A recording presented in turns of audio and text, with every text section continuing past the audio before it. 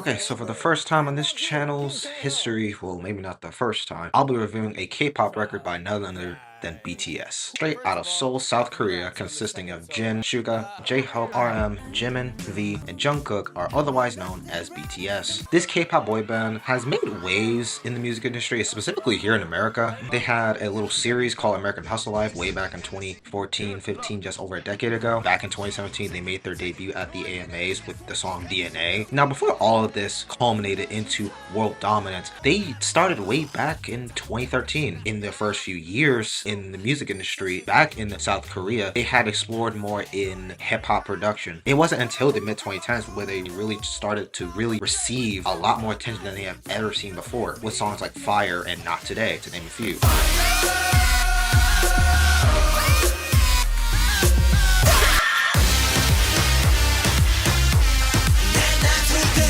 Just like with the AMAs, 2017 was a turning point for them, and by 2018, they landed another hit with the remix of Mic Drop with the help of Steve Aoki.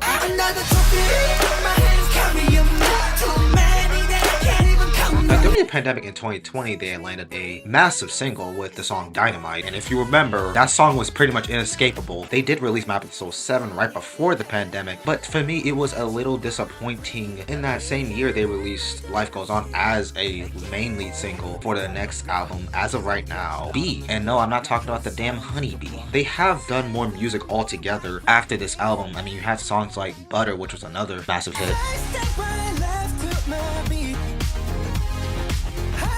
and Permission to Dance.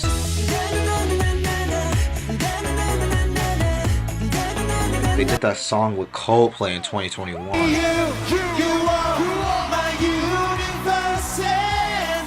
Also have released music as solo artists, but I'm kind of getting ahead of myself here. I know they probably had released much more music than that, but you kind of get the point. While releasing these solo works, they had to also do mandatory military service as it was required. And recently, they had all just completed their mandatory military service and are now expected to release a record this coming spring of 2026. And after all this time, I want to go back to the 2020 record, and I would say this is probably like the placeholder to a degree as far as the records go, because of the world coming to a full stop because of the pandemic. Now, they definitely go through like a bit of a lot of emotions on this record, with the first half being more moody and definitely feel a little hopeless at times, really expressing the effects that the pandemic has dealt to them. And the second half is a lot more thoughtful, a lot more hopeful, especially in its writing, and with the sounds being more upbeat and bouncy to a degree. Now, Life Goes On is like a song that's more like a comfort song with the effects of the pandemic at the time, and I definitely like how they kind of go in like this alternative hip-hop direction with a bit of synth-pop edge to it too. When it comes to like the actual song itself, I actually prefer the music video a bit more. That one section before the last chorus, I mean, the vocals from the main singers are very somber, especially on the pre-chorus.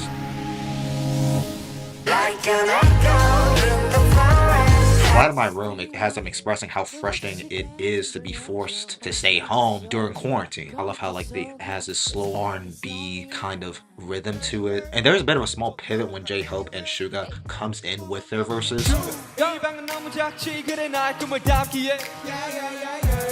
Blue and Gray seems like the lowest point when it comes to their mental state, though I would say it's not that cheesy of a guitar ballad, though I would give it a pass. They question whether or not what they're seeking is greed. And the last leg has beautiful harmonies too.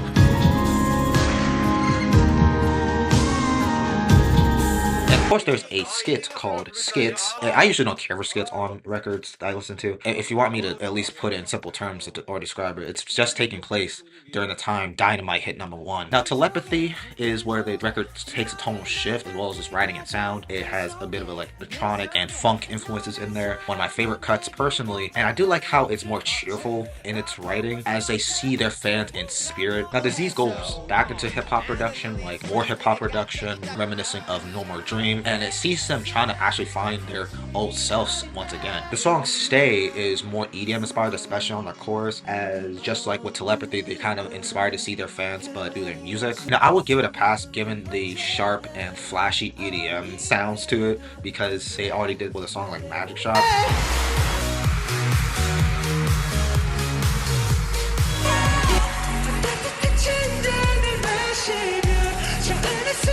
Dynamite is the best song on the record, hands down. It's very inspired by disco and still has a pop edge. And honestly, the chorus is hella infectious and bubbly.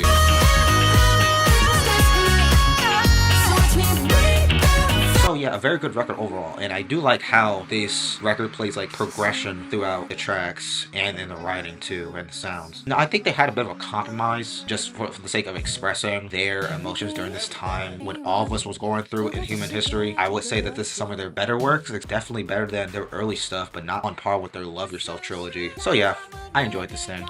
I'll end this review with the B+. That's gonna be it for today's video. I hope y'all enjoyed. Make sure to like, comment, and subscribe if y'all want more. And as always, I'll see you on the next video. They acting bad, but somebody gotta do it. Got my foot up on the gas, but somebody gotta